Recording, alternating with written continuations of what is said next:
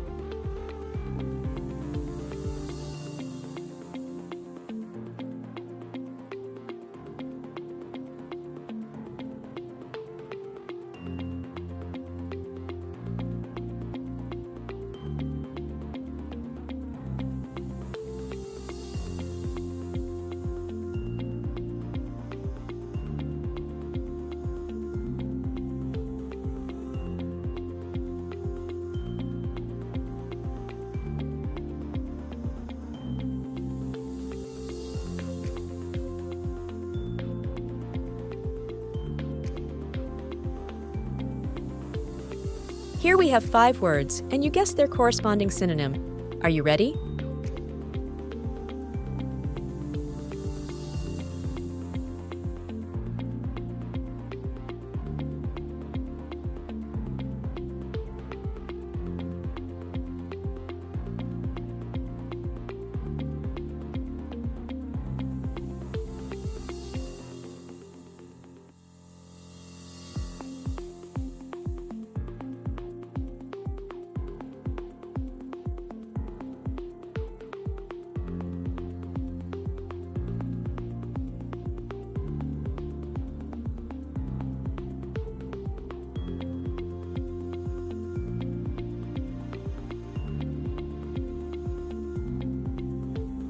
Did you get them all correct?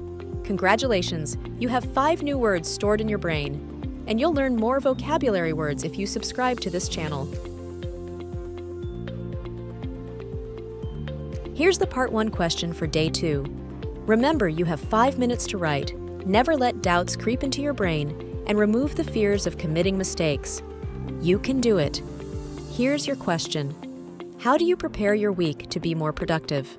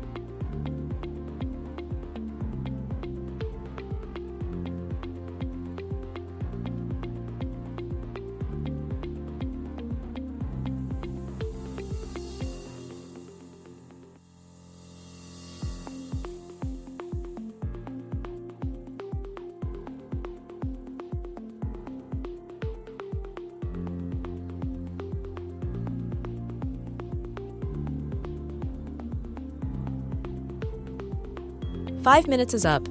To be honest, I'm also doing the journey with you, from part 1 to 4, and I like it. Besides practicing English, you have time to think about life in English. Now here's my answer.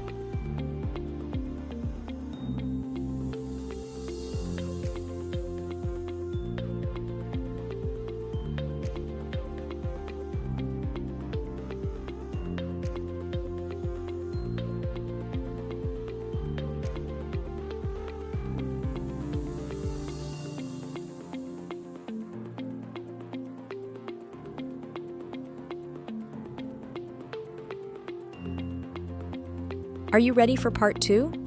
Spellings are not important here because you'll figure it out later in part 3. Write how you hear it. If you didn't get the word, then just continue listening because it's just day 2. The most important thing here is that you're here and you intend to be fluent before the year ends. Now watch this video and write 10 vocabulary words or phrases. Do you want to improve your time management and work-life balance? Do you have 30 minutes of free time? Then a weekly planning session is your answer. Anytime I'm asked what you can do to improve your week as a whole, my answer is always the same. I 100% stand behind the success of a weekly planning session. In this video, I'll talk about why weekly planning sessions are so successful and what problems they help solve. Be sure to stay tuned till the end when I'll share ideas for what you can include in your next weekly planning session. Let's get started.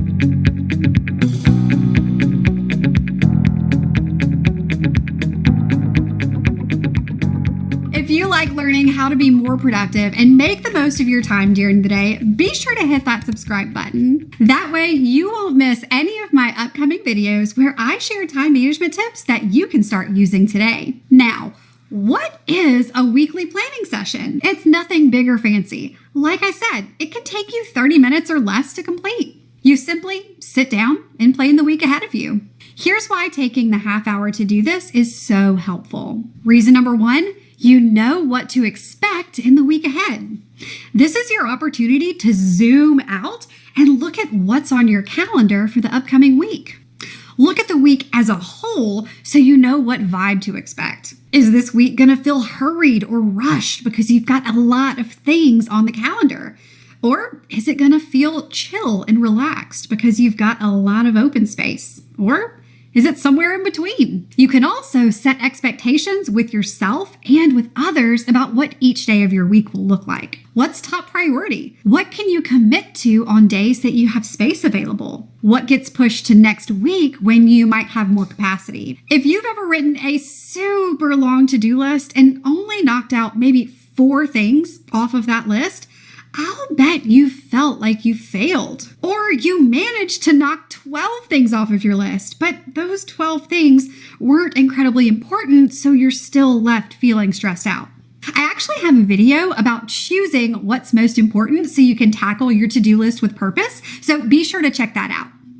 Looking at your week as a whole can help you avoid these feelings of stress and failure. You can create a manageable to-do list based on what your week looks like so you can end your week feeling accomplished and satisfied. Let's move on to reason number 2. You avoid decision fatigue.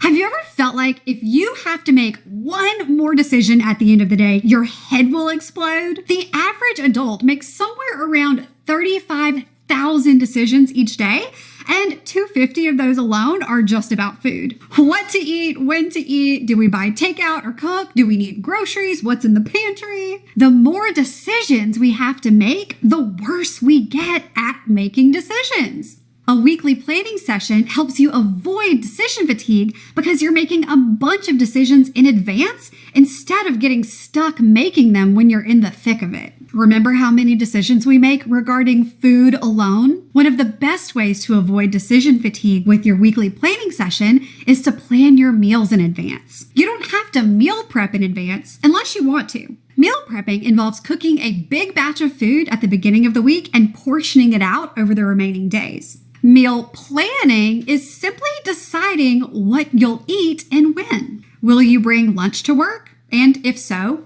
What are you bringing? Do you have any lunch meetings scheduled? If you have to work late one day or you know you have a late meeting, can you just plan in advance to buy takeout or eat leftovers that night?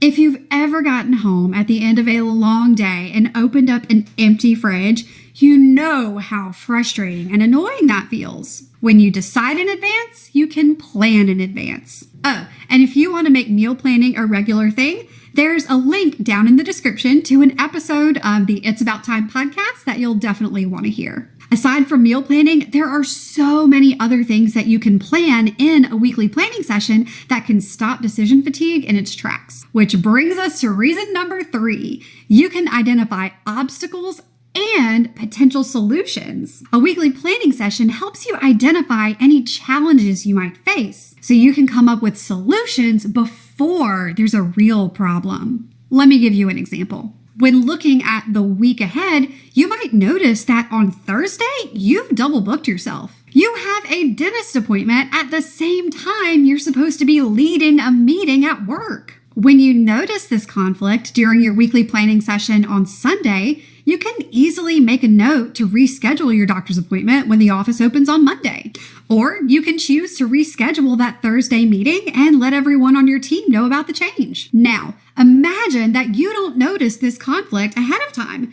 You spot it Wednesday night or worse, Thursday morning. What a mess! You can use weekly planning sessions to be proactive with work too, not just avoid disasters. Say you have a big project deadline coming up. By planning ahead, you can map out time blocks to finish your project successfully by the deadline. If you don't zoom out and look at the week as a whole, that important deadline might sneak up on you. And then you might have to stay up late and scramble to finish on time, stressing yourself out and potentially putting others in a bind. And of course, planning ahead can be just for fun. Why not make plans for the upcoming weekend that might not be possible at the last minute? You could buy tickets to an event or a movie. You could make a reservation for dinner. You could surprise your family with a kind of spontaneous day trip and use that weekly planning session to ensure it goes off without a hitch.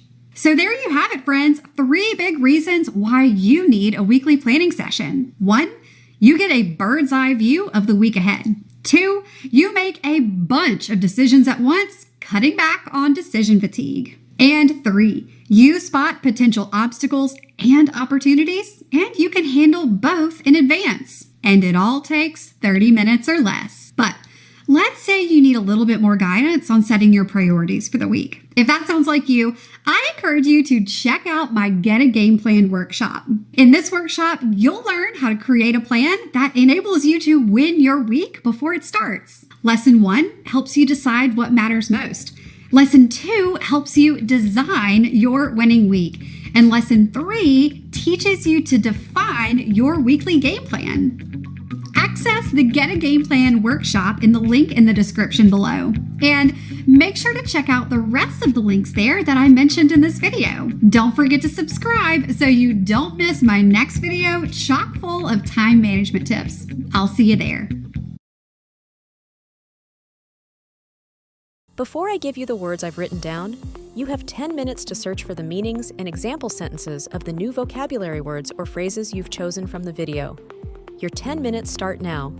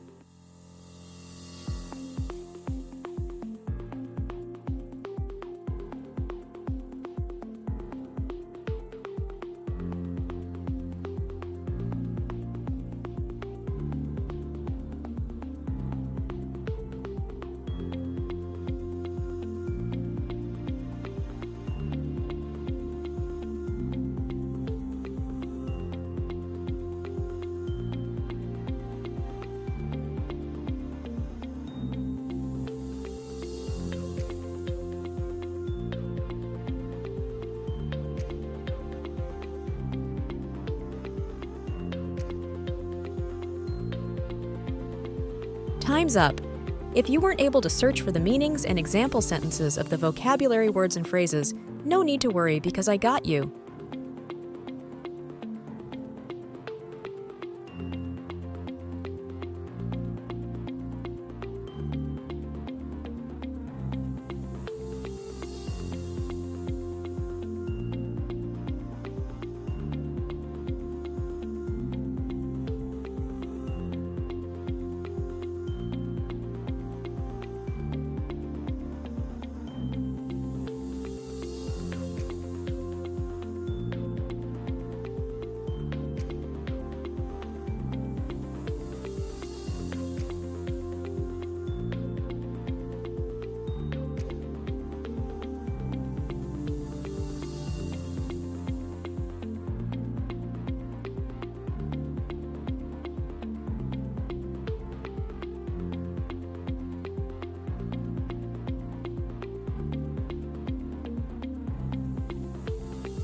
For the last part, rewrite your Part 1.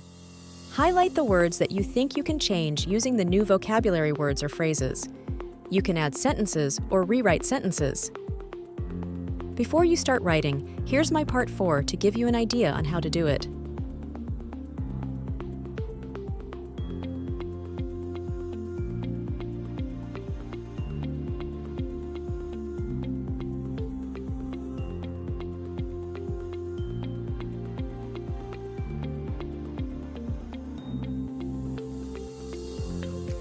You can do this. 5 minutes start now.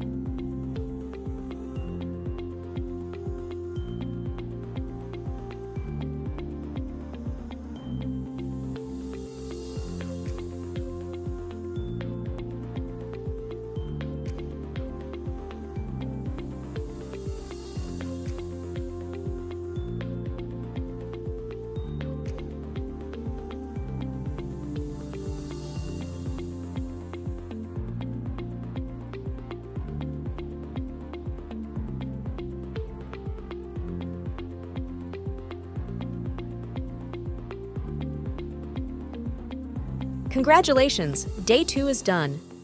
This activity is timed, and I know that this makes you nervous and anxious, but you can pause at any time and breathe.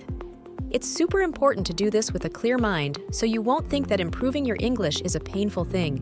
Let's make learning fun and meaningful. Leave a comment below and tell me your thoughts about day 2. Subscribe and see you again tomorrow.